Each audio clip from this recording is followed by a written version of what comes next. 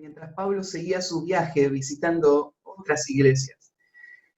Y un tiempo después, Pablo le va a escribir esta carta a este joven y le va a recordar la misión con la que le dejó ahí. Lo va a alentar a seguir adelante con esa misión. Él le habla en términos militares, le dice, Timoteo, es como si estás en una guerra, tenés que pelear, no una batalla, sino todas las que sean necesarias en esta buena batalla, en esta buena milicia, hasta que los propósitos de nuestro general sean cumplidos. Para esto es necesario que él luche contra los falsos maestros, pero también es necesario que él corrija la vida de la iglesia, que ha sido afectada por los falsos maestros. Y es tan sutil la forma en la que las falsas enseñanzas van afectando la vida de la iglesia, que hay veces donde es imperceptible, a veces ni siquiera nos damos cuenta lo que hemos dejado de hacer, no nos damos cuenta de las cosas que hemos empezado a hacer, que no deberíamos haber empezado, la forma en la que empezamos a cambiar la práctica de la iglesia como resultado de malas enseñanzas que se han infiltrado. Y había muchas cosas para corregir, pero lo primero que Pablo quiere corregir es la necesidad de que la iglesia ore. Y no solo ore en general, sino que ore específicamente por los perdidos. Por alguna razón, en Éfeso se había dejado de hacer esto. Y podemos imaginar tal vez la razón. Es que algunas de estas falsas enseñanzas habían convencido a la iglesia en Éfeso que no era necesario orar por los perdidos. Tal vez la falsa enseñanza les había hecho olvidar el carácter de Dios, que Dios desea la salvación de los perdidos.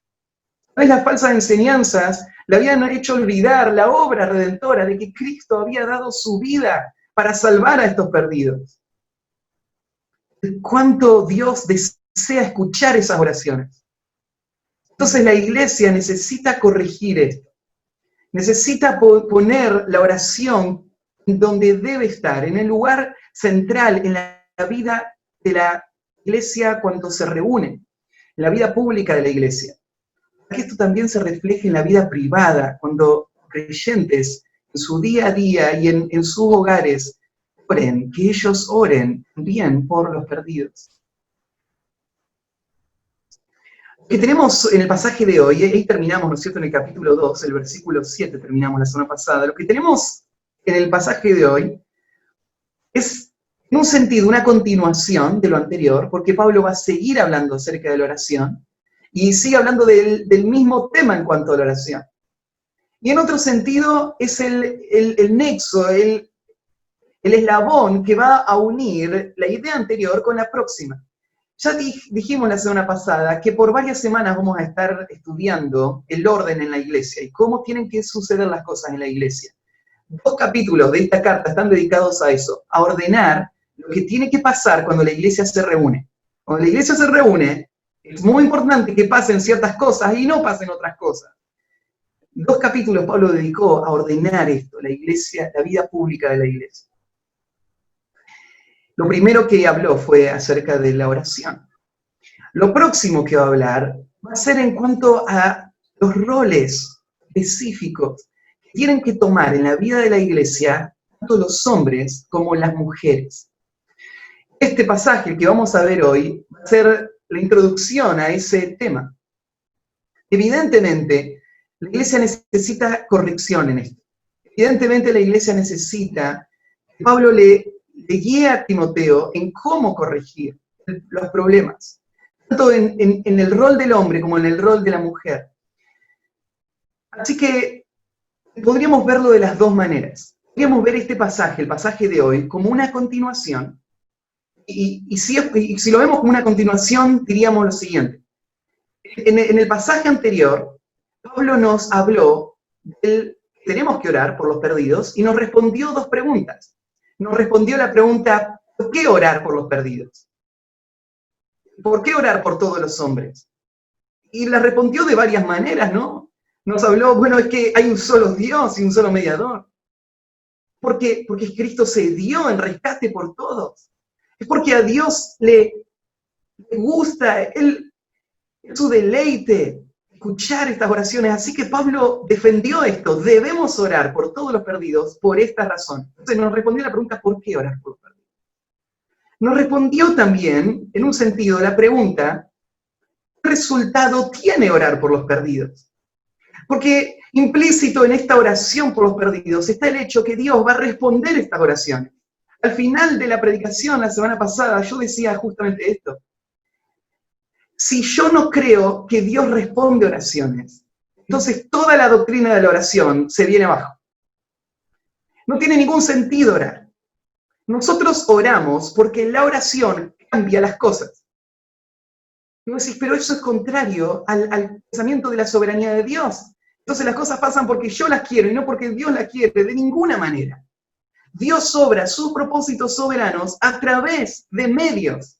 Y uno de estos medios es la oración de su pueblo. Entonces, podemos decir, esta persona se salvó, recibió la salvación porque yo oré por ella. Eso es verdad. Dios respondió a mi oración y le salvó. Pero hay una verdad, y claro, es más trascendente, y este nombre estuvo escrito en el libro de la vida desde el principio. En el propósito de Dios, Él quiso salvar a esa persona. Y por eso Él responde mi oración. Sin duda, eso es verdad. Pero el énfasis de este pasaje está en el otro punto. Nosotros oramos porque Dios va a responder. Dios va a responder, por ejemplo, dijimos, ¿de qué manera va a responder Dios? Dios va a responder, si la iglesia ora, va a responder creando circunstancias sociales en su entorno que van a permitir que la iglesia pueda ser la iglesia y pueda avanzar en este objetivo que Dios le dio como iglesia. Entonces Dios va a responder, calmando las cosas a nuestro alrededor, guiando a los líderes, dándonos el entorno para que podamos avanzar. Dios va a responder salvando a personas por las cuales nosotros hemos orado. Dios va a responder. Entonces, la pregunta es, ¿por qué tenemos que orar por todos los hombres? ¿Qué va a pasar si oramos por todos los hombres?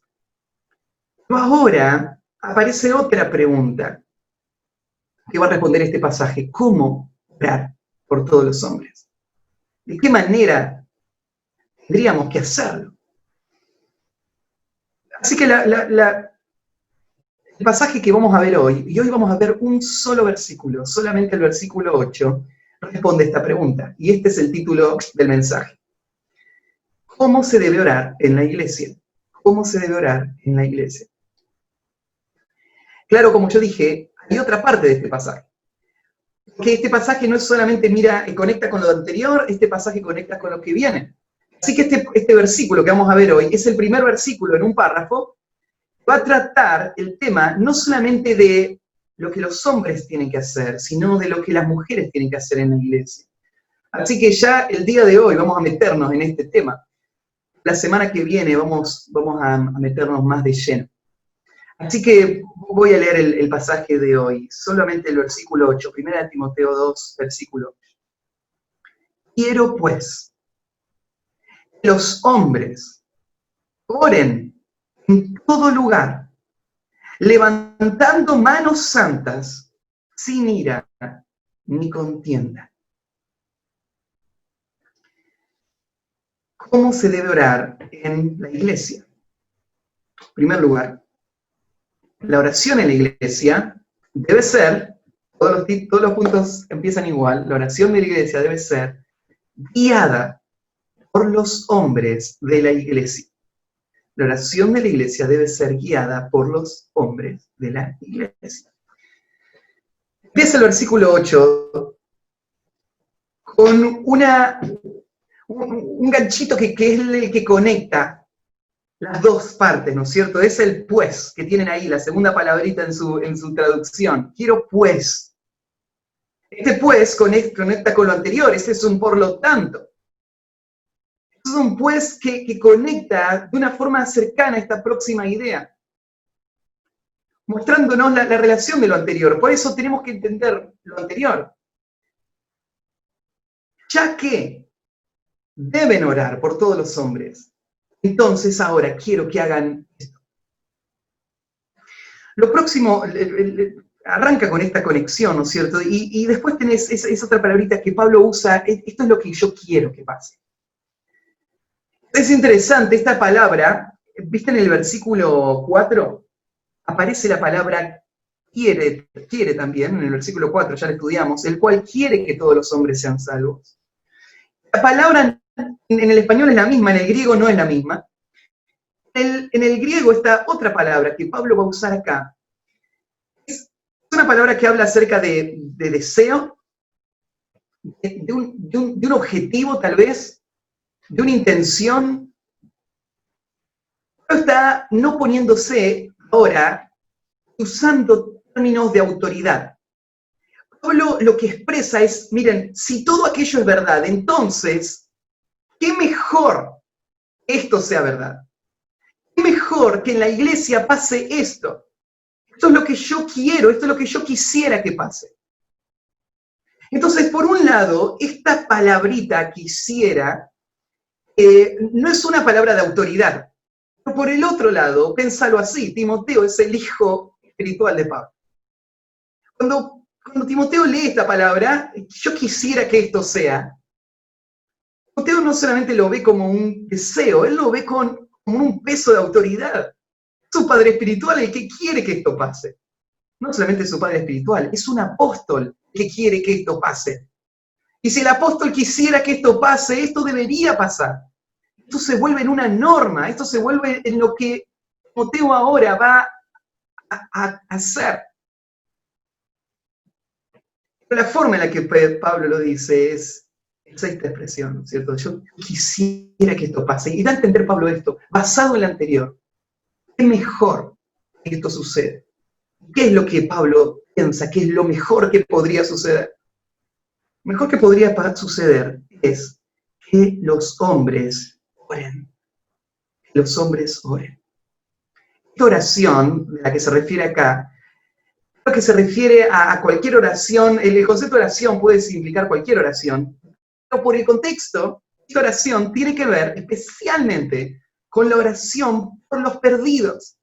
Esta oración de la que él viene hablando desde antes, y ahora él va a seguir hablando de esto, y dice, yo quisiera que los hombres, y usa la palabrita ahí, no dice que hombres oren, sino que los hombres oren. Los hombres oren, es la forma de Pablo de marcar un grupo de hombres específico, o sea, son los hombres de la iglesia. Como si Pablo estaría mirando a los hombres de nuestra iglesia y diciéndoles personalmente esto. Yo quisiera que los hombres oren. O sea, ¿solo los hombres deben orar? Eso es que Pablo dice, quisiera que los hombres oren de ninguna manera. Pero déjenme por un momento enfocar a los hombres. Es un día especial, estamos celebrando el Día del Padre. El mejor día para hablarle a los hombres y mostrarnos, ¿cierto?, qué es lo que Pablo quisiera que suceda con los hombres. Acá Pablo habla, dice, yo quisiera que los hombres oren. Y es verdad, Dios quiere que todos oren. Ya lo vimos antes, en el pasaje de la semana pasada. Dios quiere que todos oren. Hombres y mujeres, de todas las condiciones, que todos oren por todos los hombres. Pero hay un lugar especial que Dios le dio a los hombres en cuanto a la oración. Esto se nota, por ejemplo, en 1 de Pedro, capítulo 3, versículo 7. Es muy interesante. Pedro le dice a los hombres, tienen que dar honor a sus esposas, vivir sabiamente con ellas.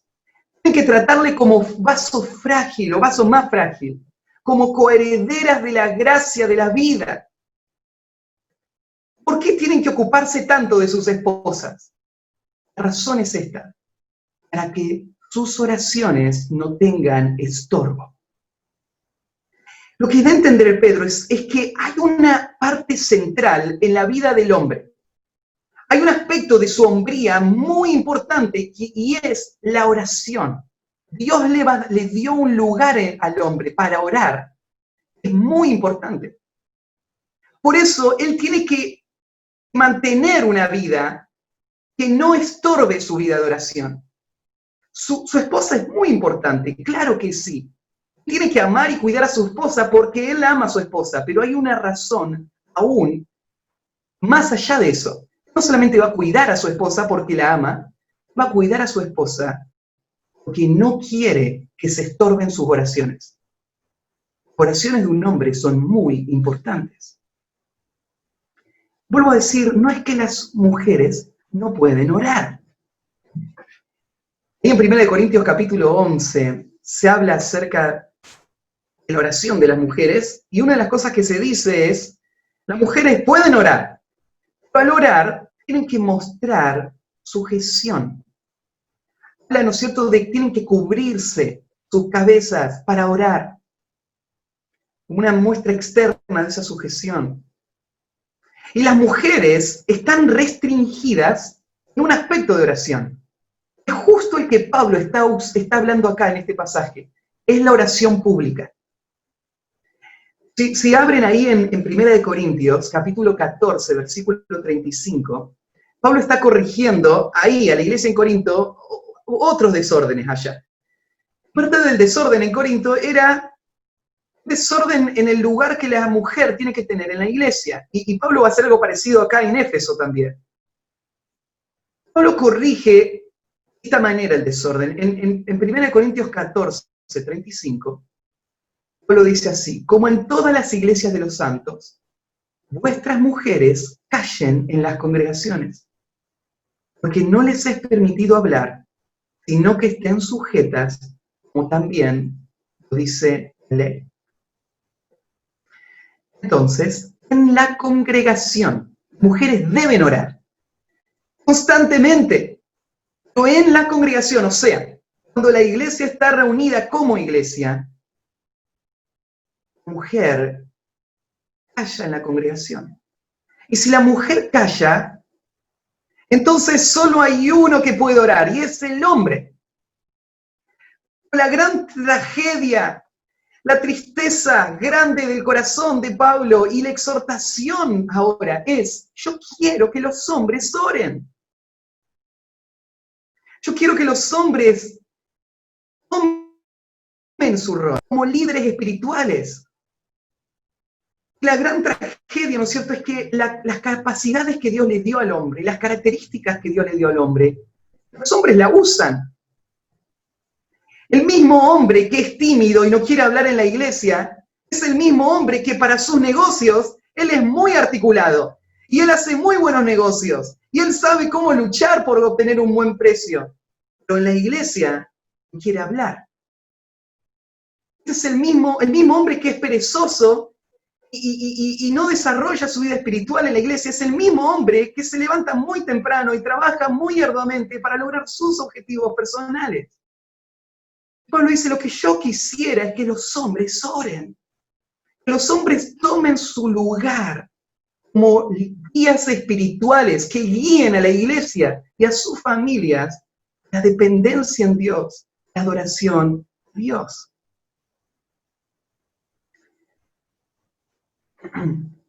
Este concepto es un concepto que no es muy bien recibido en nuestro tiempo. Que en nuestro tiempo, ¿no es cierto?, estamos viviendo esta era de revolución feminista, que escuchar esto, que en la iglesia la mujer tiene que callar y el hombre es el que tiene que pararse y orar, no es otra cosa en la mente de ellos que un ataque a la mujer, una discriminación, un machismo que estuvo en toda la historia del mundo y tenemos que deshacernos de ese machismo. Pero esto de ninguna manera es así. La iglesia tiene que reconocer que su autoridad no es la corriente social que está a su alrededor. La autoridad de la iglesia, las escrituras. Y la iglesia de aquel tiempo fue corregida con las escrituras. Es más, Pablo da a entender que esto es algo obvio, es algo que siempre ha sido así. Más, él cita la ley. Esta era la práctica de los judíos. En las sinagogas eran los hombres los que oraban. Eso es algo que el cristianismo ha entendido a través de los siglos. No hubo una sola instancia en toda la historia de la Iglesia donde, en términos generales, la Iglesia cambió esta estructura. En la historia de la Iglesia, vos mirás cómo ha sido administrada la autoridad e influencia espiritual en la vida de la Iglesia. Los que vos ves adelante son a los hombres.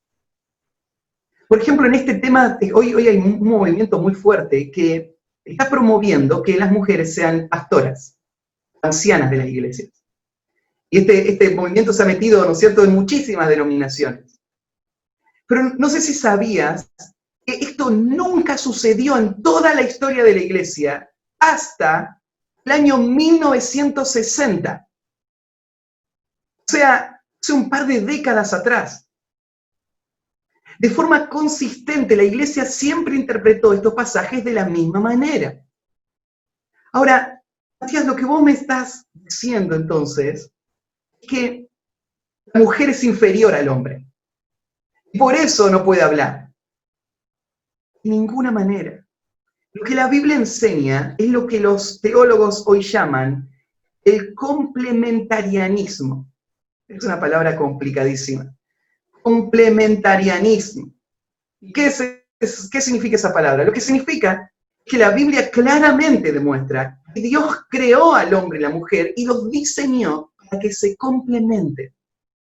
Complementar quiere decir que no son iguales. No son iguales en cómo Dios diseñó su parte física y sus características personales. Y no son iguales el rol que Dios le asignó a cada uno. Frente a la gracia salvadora de Dios, son iguales. Frente a su identidad dentro de la familia de Dios, son iguales. Como amados de Dios y usados por Dios para sus propósitos, son iguales. En su rol dentro de este propósito, no son iguales. Para nuestro movimiento, el movimiento del mundo que nos rodea, decir que no son iguales en propósito, en lugar y rol, señalar esa diferencia es un vicio que debe ser erradicado. Bíblicamente, esas diferencias tienen que ser celebradas. Por eso la Iglesia no se cohíbe de hablar de las diferencias entre un hombre y una mujer. Cuando la Iglesia habla de estas diferencias, no pide disculpas por hablar de esas diferencias. Porque esas diferencias son un tesoro, son un regalo de la gracia de Dios. Las principales perjudicadas en el movimiento feminista que quiere eliminar esas diferencias son las mujeres, que pierden la identidad y el rol que Dios les dio, y por lo tanto, no pueden tener realización verdadera, es como Dios la diseñó.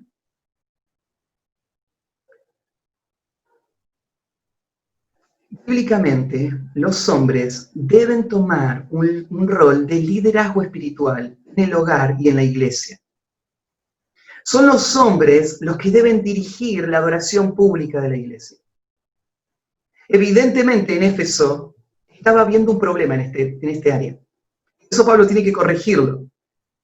No sabemos exactamente cómo era el problema, pero podemos imaginarnos que se estaba afectando este principio en la vida de la iglesia. Iba a tener muchas repercusiones y Pablo le da instrucciones a Timoteo para que lo corrija. Ahora, el hecho de que esto estaba pasando en Éfeso, para algunos teólogos, se convierte en una razón, en una explicación para desacreditar todo este pasaje. Si ustedes leen comentarios, hay algunos comentarios que van a decir lo siguiente, van a decir, miren, cuando Pablo escribe estas cosas, él las escribe a una sociedad que tenía estas características. La escribe desde el punto de vista de su ideología. Entonces, lo que Pablo dice acá no es algo universal, no es algo que es para todos, no es una ley para todas las iglesias, es solamente para su contexto, solo para ellos. Por ejemplo, un comentarista conocido, William Barclay, dijo esto: todo en este capítulo son meras regulaciones temporales para tratar con una situación dada. Si queremos la opinión permanente de Pablo sobre este asunto, la obtenemos en Gálatas 3:2. Él dice, mira, lo que realmente Pablo piensa de este asunto está en Gálatas. Lo que está diciendo a Timoteo tiene que ver solo con lo que pasó en Éfeso. ¿Qué dice en Gálatas? Bueno, en Gálatas dice que ya no hay más esclavo ni libre, no hay más hombre ni mujer. Entonces Barclay lo que está diciendo es, no hay diferencia entre hombre y mujer en roles en la iglesia. Lo que tenemos acá solamente era para la iglesia de Éfeso, en aquel tiempo. ¿Es esto así? Bueno, si vos mirás las Escrituras, te das cuenta que esto no es una cuestión de Pablo, no es una cuestión de Éfeso, es una cuestión universal. Desde el Antiguo Testamento vos ves todos los ámbitos de liderazgo en la vida del pueblo de Israel. Son los hombres los que lo están ejerciendo. Por ejemplo, no hay sacerdotas mujeres. Los sacerdotes son los hombres. Los sumos sacerdotes son los hombres. Los profetas son hombres. No hay ni un solo caso de un oficio profético permanente en una mujer en el Antiguo Testamento, ni uno solo. Llegás al Nuevo Testamento y Cristo elige 12 apóstoles, que son a quienes Él le va a delegar la autoridad sobre la base de la cual se va a edificar la iglesia, y no hay ninguno que sea mujer. Cuando los apóstoles deciden nombrar diáconos para la iglesia, elijan 7 varones. Cuando se determina elegir ancianos, son hombres. Cuando Pablo le da a Timoteo en el próximo capítulo la lista de requisitos para un anciano en la iglesia, uno de estos requisitos es que tiene que ser marido de una sola mujer. Obviamente, descartando la posibilidad de que sea una mujer, no hay pastoras legítimas. Esto es algo atemporal, es algo que parte desde Génesis. Cuando Dios creó al hombre y a la mujer para complementarse, hizo para el hombre una ayuda idónea. No es que hizo una esclava para el hombre, de ninguna manera, porque el hombre se debe someter a su esposa también. ¿De qué forma? Sirviéndola. Es el líder, pero no es un líder para servirse a sí mismo. Él es un líder para servir a su esposa. Una esposa que tiene un nombre así, la pastorea de esta manera, la sirve de esta manera, no desea otra cosa. No disfruta más de ninguna otra cosa que esto, que tener hombres que estén guiando de esta manera. La mujer fue creada para esto. El hombre fue creado para tomar este otro lugar. El pecado obra en los dos. El pecado obra en la mujer, ¿no es cierto?, que piensa que está en alguna desventaja y quiere tomar el lugar del hombre. Y el lugar obra en el hombre, lo hace negligente y perezoso y lo hace abandonar su lugar como un líder espiritual. Entonces, llegamos al caos en el que hoy estamos. Por eso Pablo dice, yo quiero que los hombres oren. En primer lugar, la oración en la iglesia debe ser guiada por los hombres de la iglesia. Un detalle. La palabrita hombre en griego, la tenemos acá en español, pero en el griego hay 2 palabras que se traducen al español como hombre. La palabra anthropos es la palabra para humanidad o ser humano. La palabra anthropos se puede usar en algunas ocasiones para hablar de hombres masculinos, pero en general es una palabra más amplia. La palabra que acá se usa no es antropos, es la palabra andras, es el plural acusativo que es los hombres. Y la palabra hombre acá es la palabra género masculino, contraste con el femenino, es el género masculino, por eso es que en el punto yo puse los hombres. Este es el énfasis de Pablo, yo quiero que los hombres, los esposos, o los masculinos, ellos oren. En segundo lugar, la oración en la iglesia debe ser expresada en todos los lugares donde llegue la iglesia. La oración en la iglesia debe ser expresada en todos los lugares a donde llegue la iglesia. Es lo próximo que va a decir. Quiero pues que los hombres oren, y oren en todo lugar. En todo lugar. Es precisa, exactamente como el griego lo dice. Eso es lo que me encanta de la Reina Valera. Que hace esta correspondencia entre palabras. Cada una de estas palabras está ahí en el griego. En todo lugar. Ahora, ¿a qué se refiere en todo lugar? Bueno, recordemos el concepto. Arrancando del versículo 1, Pablo quiere que todos, se ore por todos los hombres, que Dios quiere que todos sean salvos. Ahora, en la iglesia tienen que orar los hombres, pero Pablo quiere que esta oración de hombres en la iglesia se haga en todo lugar. ¿Qué es lo que está diciendo Pablo? Bueno, Pablo está diciendo que él desea que haya iglesias en todo lugar. Iglesias donde se levanten hombres espirituales, hombres piadosos. Ahí tengo el verdulero que está pasando anunciando, ¿se escucha? Lo que Dios quiere es que haya iglesias en todos lados. Lo que Pablo quiere es que haya iglesias en todos lados. No quiere que haya una clase de iglesia, quiere que haya iglesias donde haya hombres tomando su lugar como líderes espirituales, parados enfrente de la iglesia, guiando estas iglesias espiritualmente, orando, intercediendo, dependiendo en Dios. Esta es la clase de iglesia que Pablo imagina. Esto es lo que refleja Malaquías 1:11, donde dice, porque desde donde sale, donde el sol nace, donde se pone, grande mi nombre entre las naciones. Y en todo lugar se ofrece a mi nombre incienso y ofrenda limpia, que grande es mi nombre entre las naciones, dice Jehová de los ejércitos. Dios dice, miren, ustedes tienen una perspectiva demasiado chica, ustedes están mirándose a sí mismos, y yo quiero decirles, mi nombre es grande. Y hay gente en todos lados adorándome. Pero tienes aún ese cuadro en mente, Dios es grande. Yo quiero que en el mundo entero, en todos los rincones, en cada nación, en cada grupo, en cada barrio, en cada ciudad, de todo el mundo, hombres, en sus iglesias, se levanten para guiar al pueblo de Dios, al trono de Dios, en oración, en todo lugar. Ahora está este concepto acá para promover el judaísmo. La noción instalada en la mente del judío era las oraciones, era el templo. En todo el mundo hay un lugar donde está la presencia de Dios y ahí hay que ir a orar. Y Pablo está destruyendo esto y cuando usa estas palabras, en todo lugar oren los hombres. Mostrándonos, ¿cierto?, en cualquier lugar donde la iglesia esté reunida, ya sea en un campo, abajo de un árbol, en un edificio, en un lugar público, en una escuela, donde sea. Ese lugar es un lugar sagrado, en todo lugar. No hay lugares sagrados determinados a los que tenemos que ir a hacer ese sea el lugar donde hombres van a orar.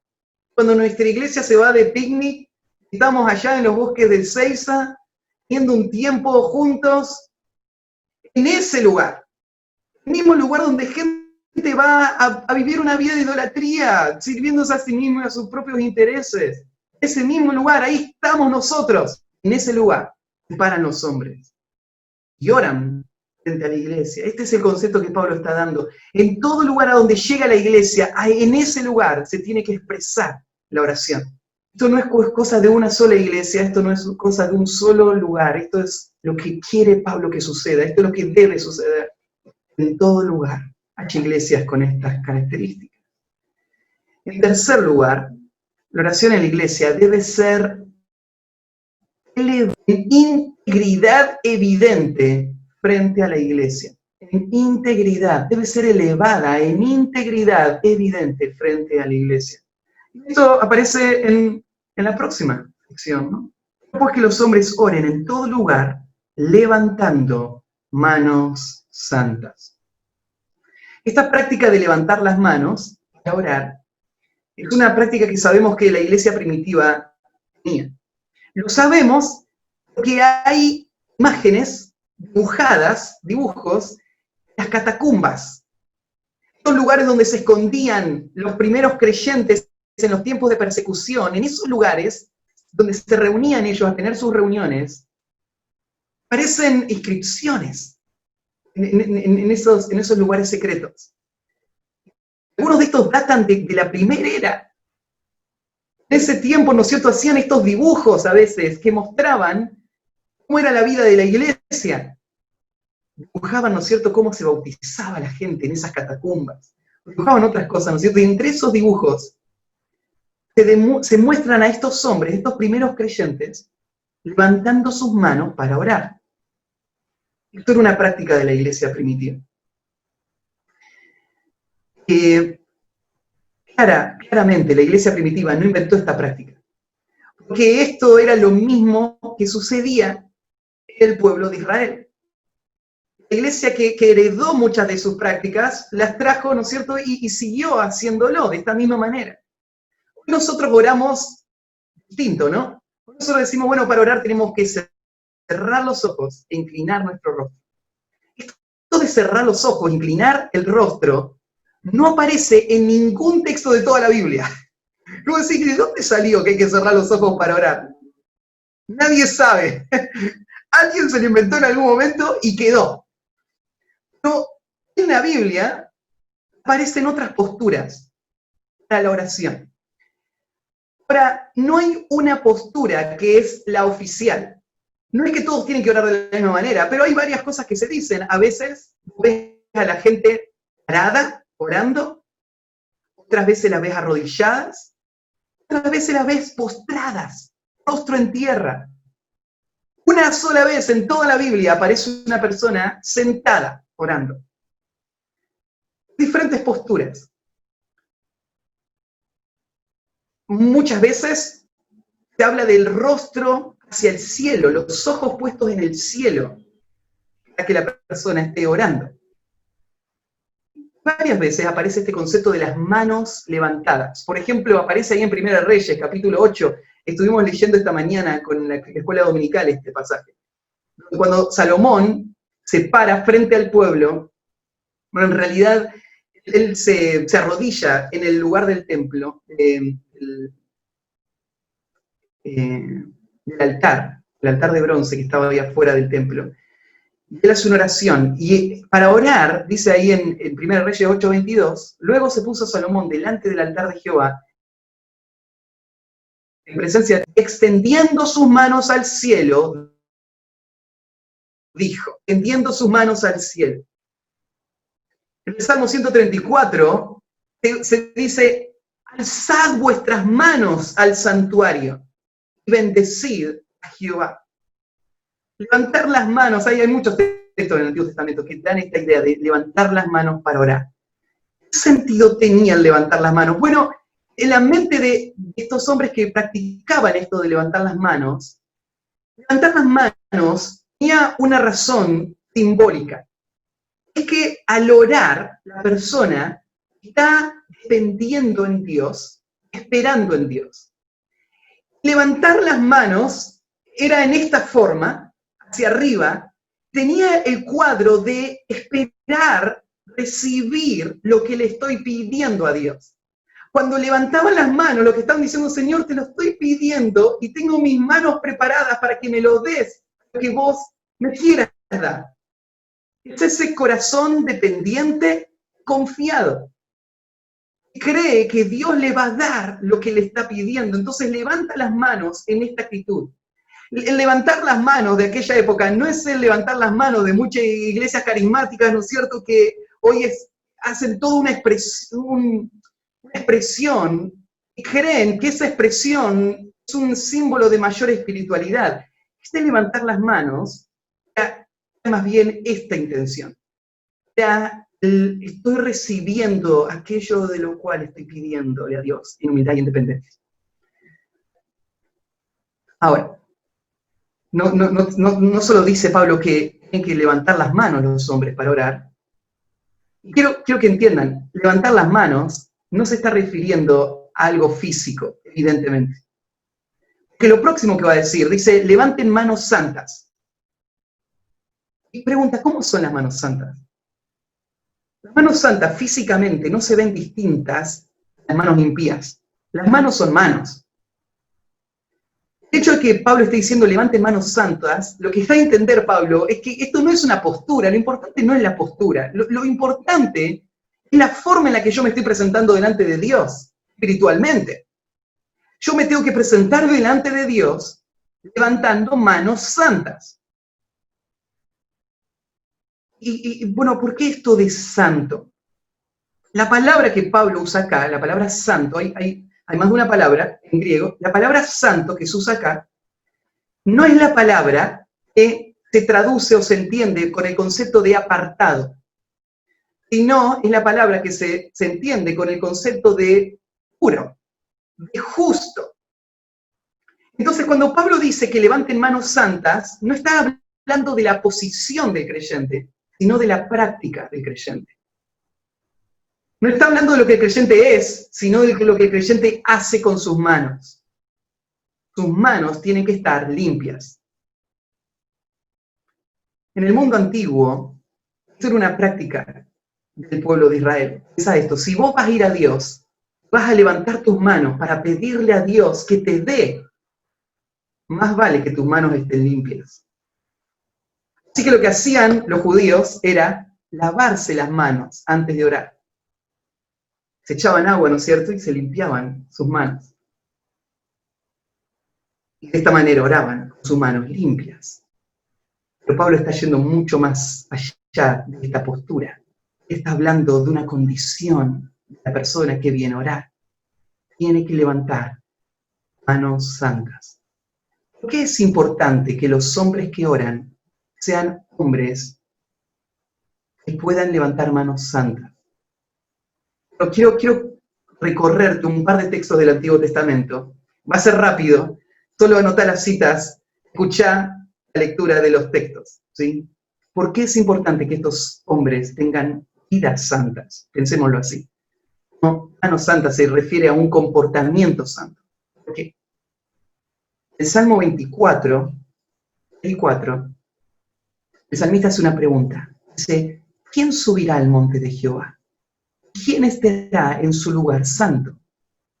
Respuesta, limpio de manos, puro de corazón, que no ha elevado su alma a cosas vanas, ni jurado con engaño. Solo él va a ser admitido en la presencia de Dios, que tiene manos limpias. La advertencia de Isaías, capítulo 1, versículo 15, Isaías 1:15. Isaías dice así, cuando extendáis vuestras manos, yo esconderé de vosotros mis ojos. Asimismo, cuando multipliquéis la oración, yo no oiré. Llenas están de sangre vuestras manos. El cuadro es este, hay un hombre que en dependencia viene a Dios. Levanta las manos, Señor, ruego por esto, Señor, te ruego por la salvación del mundo, que es lo que Pablo está diciendo. Dios mira las manos de estos hombres. Estas manos están llenas de sangre. Dios va a responder. Dice, no voy a ni a escuchar lo que ellos me van a decir. Tus manos están llenas de sangre. El Salmo 66:18 dice así, mira, si en mi corazón hubiese yo mirado la iniquidad, el Señor no me habría escuchado. El salmista tiene esto muy en claro. Si en mi corazón yo estoy acariciando el pecado, yo sé que cuando oro, Dios no me va a escuchar. El Proverbio 15:8 dice, el sacrificio de los impíos es abominación a Jehová, mas la oración de los rectos es su gozo.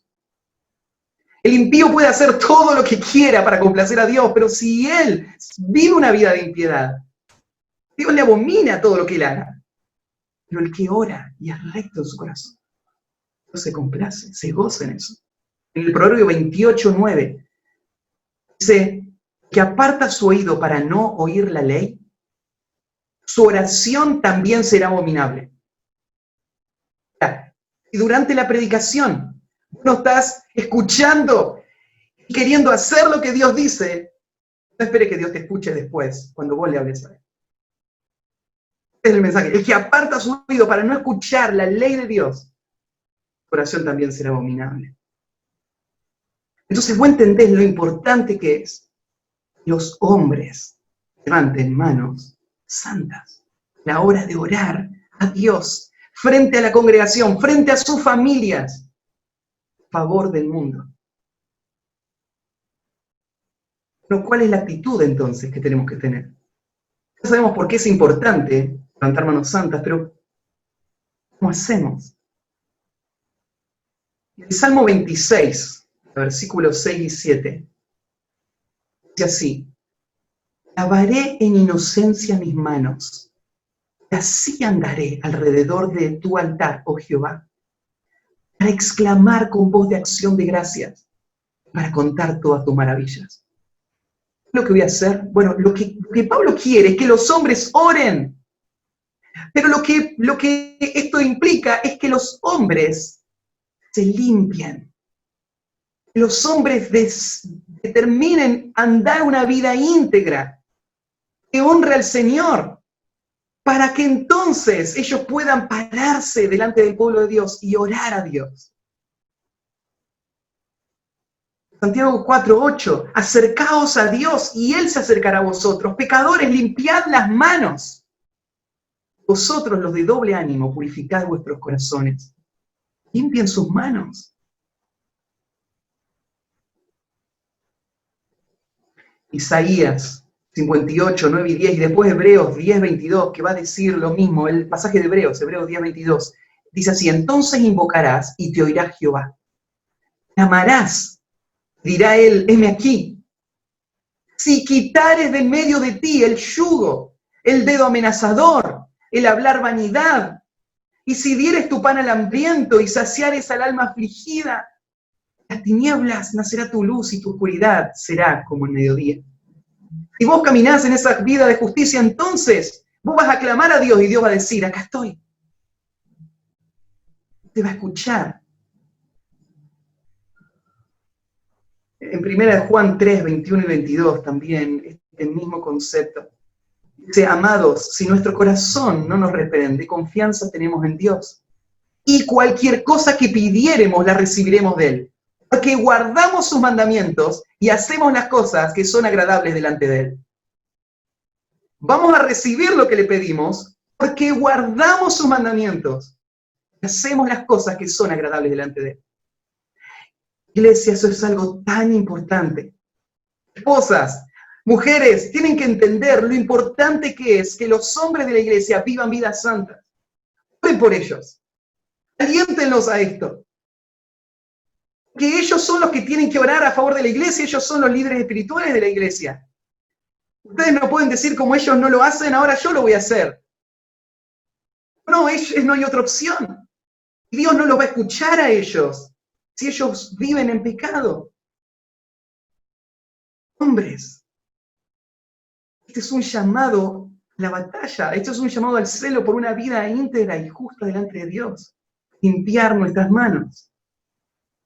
Es lo que dice 1 Pedro 3. Vos decís, ¿cómo se limpia las manos? ¿Qué significa prepararme para orar?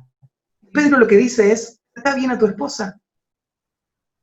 Tratar bien a tu esposa es la mejor manera de prepararte para orar a Dios, porque tu oración no va a tener estorbo. No va a tener estorbo. Yo quiero que los hombres oren, levantando manos santas a Dios. Pensalo de esta manera. Esto es obvio también, ¿no? ¿Cómo podría un hombre orar por la salvación del mundo si él no ama la santidad? ¿Qué oración es esta? ¿Puedo responder esta oración? ¿Esta oración es realmente una oración que está clamando por salvación si él mismo no está avanzando en salvación? Creo que no. El hombre que está capacitado para clamar por la salvación del mundo es el hombre que tiene manos santas. Vos decís, pero soy pecador. Claro que lo sos. Por eso es que lavarte constantemente. Por eso es que tenés que escuchar las reprensiones, por eso es que tenés que responder a tu conciencia, por eso es que tenés que luchar contra el pecado. Para poder pararte en ese momento, orar a favor del pueblo de Dios y decir, estoy Señor. Levantar tus manos, Señor, dame lo que te estoy pidiendo. Que tus manos en ese momento estén limpias. Ahora, claro, esto no lo estoy diciendo. Te digo cuál no sería la respuesta correcta de este estudio. La respuesta correcta de esto no sería, la semana que viene recibo un mensajito de alguien, ¿no es cierto? Y me diga, Matías, hoy no puedo dirigir la reunión casera porque me peleé con mi esposa. Eso no es lo que tenemos que hacer. Lo que tenés que hacer es ir y arreglar las cosas con tu esposa. Lo que tenés que hacer es confesarle a ella, confesarle al Señor. Si confesamos nuestra ofensa, si confesamos nuestros pecados, Él es fiel y justo para perdonar nuestros pecados y limpiarnos de toda maldad. Pero no te atrevas a pararte a predicar el domingo con cosas sin resolver con tu esposa. No te atrevas a hacerlo. No te atrevas a pararte a orar a favor de la iglesia con tus manos sucias. Lo que necesitamos son manos limpias. Hombres que oren levantando manos santas. Eso es lo que necesitamos. Y agrega uno más. Oración en la iglesia debe ser pronunciada examinando el corazón para con Dios y la iglesia. Examinando el corazón. Debe ser pronunciada examinando el corazón para con Dios y la iglesia. Último que va a decir, levantando manos santas, sin ira ni contienda. Levantar manos santas tiene que ver, ¿no es cierto?, con esta lucha con el pecado. Orar sin ira tiene que ver con mis relaciones. Y lo que significa es que esta persona que va a orar está libre de cualquier forma de irritación en contra de cualquier hombre. Está libre de cualquier forma de irritación contra cualquier hombre. Sin ira. Volvemos al mismo punto. ¿Cómo puedo yo orar a Dios por la salvación del mundo y estar enojado con mi hermana? ¿No es ese enojo una evidencia de mi orgullo y egoísmo? ¿Por qué estoy enojado? ¿No fui llamado a servir, a amar, a entregarme? Si mi corazón está tan absorbido por el egoísmo, que me enojo, me mantengo enojado contra las personas, ¿puedo orar por la salvación del mundo? ¿Qué sentido tendría? ¿Sería una oración de amor por el mundo? Sería parte de ese mismo egoísmo que me está dominando. Entonces, ¿qué tenemos que hacer? Sin ira, llorar. Lo que dice Mateo 5:23, ¿no? Si vas a traer tu ofrenda al altar y te acuerdas que tu hermano tiene algo contra ti, deja allí tu ofrenda delante del altar, anda, reconcíliate primero con tu hermano y entonces ven y presenta tu ofrenda. La oración tiene que ser sin ira. Entonces vos tenés que pensar esto. Si yo voy a guiar a la iglesia, a mi familia, a otros hermanos, en oración dependiente de Dios, no puedo estar enemistado con ellos, ¿no? Hay algo que resolver. Tiene que ser hecho sin ira. Sin contienda, es la otra palabra. La palabra contienda es la palabra dialogismo por la terminación que termina en este punto en particular. Dialogismo. Escuchás la palabra diálogo ahí, ¿no es cierto? La palabra diálogo. Y es que justamente de esto se refiere, ¿no es cierto? La palabra es una discusión, una contienda, o un razonamiento. A veces no siempre tiene la palabra este sentido negativo. O una vez es un pensamiento, ¿no? El diálogo no es solamente lo que hago hacia afuera, el diálogo es lo que pasa dentro mío a veces también, en diferentes textos bíblicos. Entonces, cuando los traductores, con el traductor de la Reina Valera, vio esa palabra, lo tradujo como contienda. Ahora, si esta palabra se traduce de esta manera, contienda, entonces no hay mucha diferencia con la palabra anterior. Sin ira ni contienda, estaría diciendo básicamente lo mismo dos veces. Por eso es que hay otras traducciones que usan otro concepto que es válido en esta misma palabra. Por ejemplo, la traducción en inglés usa otra palabra que te parece totalmente distinta y es la palabra duda. Sin ira ni dudas. ¿Qué tiene que ver la duda con la contienda? Es que justamente la idea es esta. Cuando Dios me habla, yo le debato a Dios. Yo le dialogo a Dios. En vez de aceptar lo que Dios dice, yo le argumento a Dios. Entonces, este argumento, este diálogo es la expresión de la incredulidad, la duda. No tanto en mis relaciones humanas, sino en mi relación con Dios. Entonces, la palabra podría significar una de las dos cosas. Si significa esto segundo, entonces tiene que ver, porque yo tengo que examinarme. Cuando voy a orar, tengo que examinar dos cosas, según este pasaje, este punto. Tengo que examinar cómo estoy con mis hermanos. No puedo orar si estoy mal con mis hermanos. Lo segundo que tengo que examinar es cómo estoy con lo que Dios me dice. Y básicamente lo que tengo que examinar es si estoy creyendo lo que Dios me dijo o no. Esto está de acuerdo a lo que Santiago dice en cuanto a la oración, ¿no? En Santiago 1, en el versículo 6, Santiago dice esto. Dice, bueno, nos dijo antes, si tiene falta de sabiduría, pídala a Dios, el cual da todo abundantemente y sin reproche y le será dada. Dios da la sabiduría, así que pídansela, Dios se la va a dar.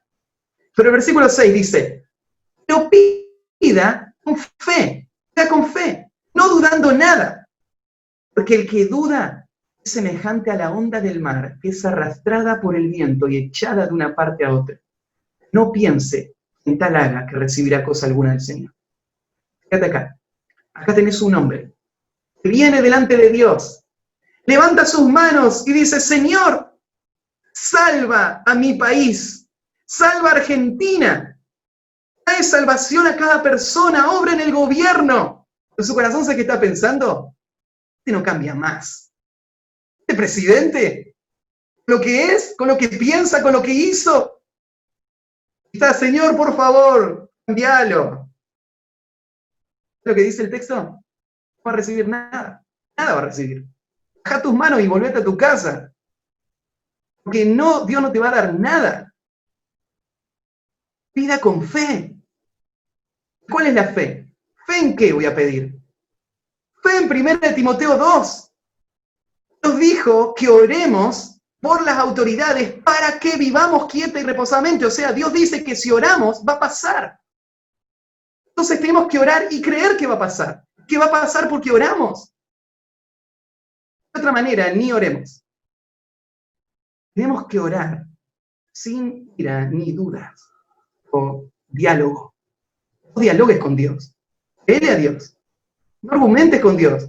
Créele a Dios. Si Dios dice, hacelo. Decís, y voy a orar por la salvación de aquel con lo duro que es. Entonces no ores. ¿Verdad? No recibirá cosa alguna del Señor. Que pide, no tiene fe. Por el otro lado, en Marcos 11, 22, respondiendo Jesús le dijo, tened fe en Dios. Porque de cierto os digo que cualquiera que dijera a este monte, quítate y échate en el mar, y no dudar en su corazón, si no creyere que será hecho lo que dice, lo que diga le será hecho. Por tanto os digo que todo lo que pidiereis orando, creed que lo recibiréis y os vendrá. Ahora, esto no es la teología de muchas de las iglesias carismáticas de nuestro tiempo, de decirlo y sucede, declaradlo y va a ser. Esto no tiene que ver con declarar, esto tiene que ver con creerle a Dios. No, lo que yo digo no va a suceder, pero lo que Dios dijo sí va a suceder. Entonces, yo leo en las Escrituras, cuando veo lo que Dios dijo, le pido a Dios que haga lo que Él dijo, creyendo que Él lo va a hacer, Dios lo hace. La gloria es para Dios. Eso es lo que debe ser la vida de oración. Lo debo pedir con fe. Y lo recibiréis. lo recibiréis, así de simple.